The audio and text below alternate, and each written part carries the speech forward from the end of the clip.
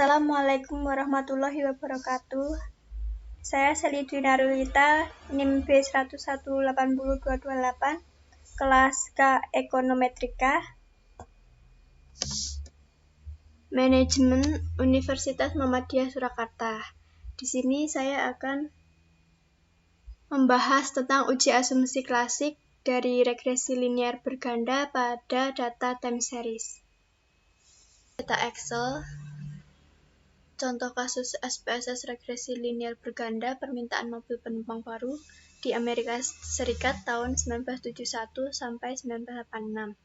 Di sini ada Y, mobil penumpang baru terjual, X1 mobil baru, X2 indeks harga konsumen, X3 personal disposable income, X4 suku bunga, dan X5 tenaga kerja. Di sini ada Y, X1, X2, X3, X4, dan X5.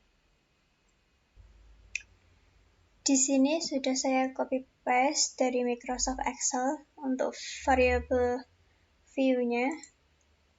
Y dengan label mobil baru terjual dengan desimal 0, X1 dengan mobil baru desimal 1, X2 dengan indeks harga konsumen desimal 1, X3 dengan personal disposable income desimal 1, X4 dengan label suku bunga desimal 2, X5 dengan label tenaga kerja desimal 0. Setelah itu, kita dapat langsung menganalisis regression, lalu linear. Untuk dependen kita masukkan Y dengan mobil baru terjual. Untuk independennya kita masukkan X1 mobil baru, X2 indeks harga konsumen, X3 personal disposable income, X4 suku bunga, dan X5 tenaga kerja. Lalu kita klik statistik, kita centang model fit, deskriptif, collinearity diagnostik, dan estimate. Untuk residualnya kita centang Darwin-Watson. Lalu kita continue, kita klik plots. Untuk kolom Y kita isi S-raised dan X kita isi Z-spread. Untuk standardized residual plot kita centang histogram dan normal probability plot. Kita continue lalu kita OK. Untuk uji normalitas akan muncul grafik p-plot of regression standardized residual seperti ini.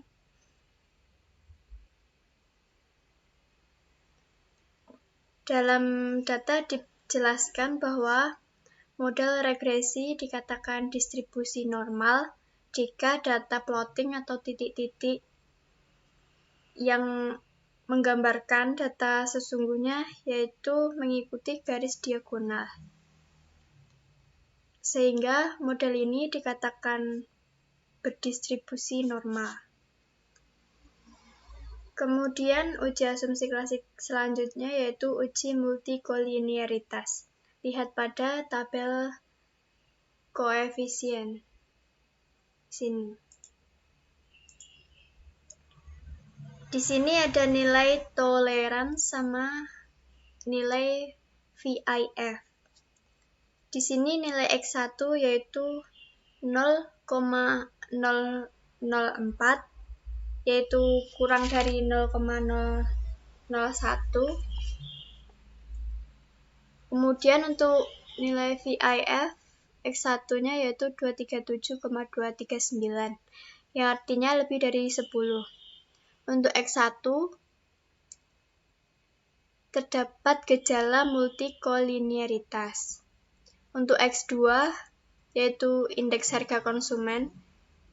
Di sini terlihat nilai toleransinya 0,002 artinya kurang dari 0,01. Kemudian pada nilai VIF nilainya yaitu 506,665 artinya lebih dari 10. Ini juga terjadi multikolinearitas. Kemudian pada X3 yaitu personal disposable income. Di sini nilai toleransinya 0,003, artinya lebih dari 0,01. Artinya kurang dari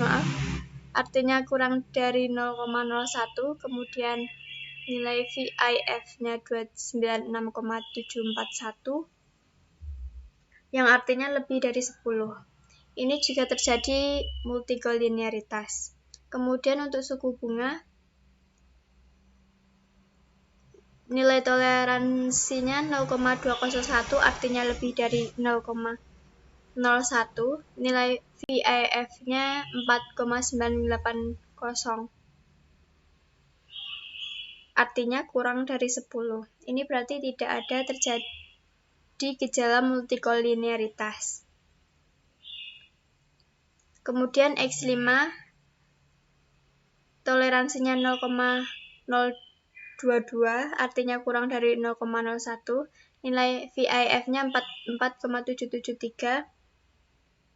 Ini berarti ada gejala multikolinearitasnya. Jadi dalam kasus ini terjadi multikolinearitas. Untuk uji asumsi klasik berikutnya yaitu uji heteroskedastisitas, yaitu pada grafik scatter plot. Di dalam scatter plot tidak terlihat jelas titik-titiknya. Kemudian menyebar di atas dan di bawah angka 0 pada sumbu Y. Kesimpulannya, tidak ada gejala heteroskedastisitas pada kasus ini. Untuk uji asumsi klasik berikutnya yaitu uji autokorelasi atau Durbin-Watson. Bila kita lihat di dalam tabel model summary, di sini terlihat bahwa nilai Durbin-Watson yaitu 1,546. Kemudian kita cari di tabel Durbin-Watson-nya untuk menguji apakah data tersebut berdistribusi autokorelasi atau tidak berdistribusi.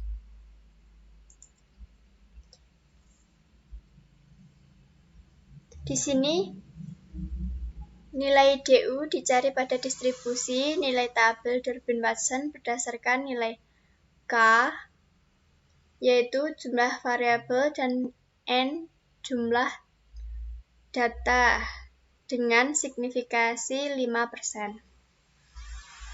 Di sini K ada 5 variabel yaitu X1 sampai X5 dan N pada data berjumlah 16. Kita lihat di sini untuk DU-nya K sama dengan 5 dan N sama dengan 16 dengan signifikasi 5%. DU bernilai 2,1576 lebih dari Durbin-Watson yang bernilai 1,544 kurang dari nilai 4 min DU 1,84433 dan nilai Watson dapat disimpulkan ada gejala autokorelasi.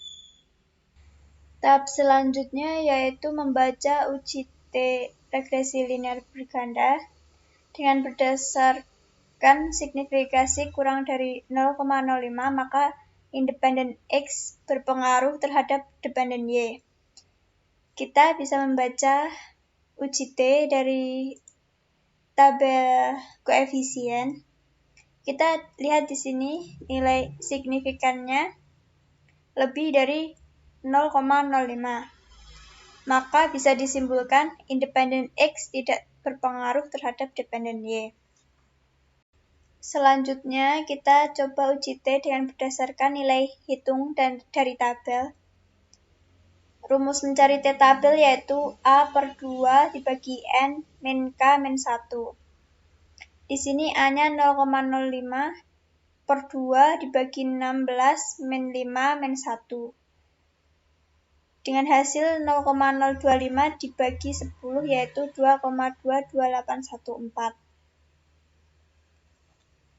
Setelah itu kita cek apakah T hitung lebih dari T tabel. Jika T hitung lebih dari T tabel, maka independen X berpengaruh terhadap dependen Y. Kita bisa lihat di tabel koefisien. Bisa disimpulkan di sini independen X tidak berpengaruh terhadap dependen Y.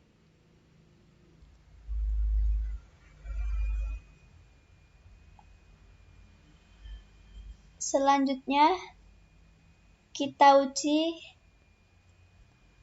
F simultan dengan tabel ANOVA dengan berdasarkan nilai signifikan kurang dari 0,05 maka berpengaruh. Di sini 0,006 maka berpengaruh. Kita bisa menghitung nilai F dengan menggunakan tabel ANOVA F hitung lebih dari F tabel. Di sini kita akan mencoba menghitung nilai F dengan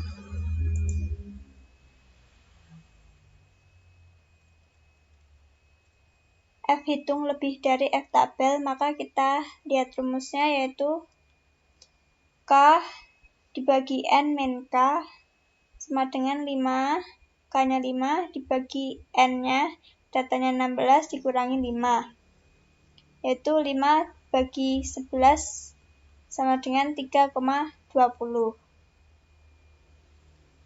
Kita bisa lihat di tabel ANOVA-nya, F-nya yaitu 6,418. Dengan kesimpulan F hitung 6,418 lebih besar dari F tabel yaitu 3,20. Maka nilai F sangat berpengaruh. Sekian dari saya.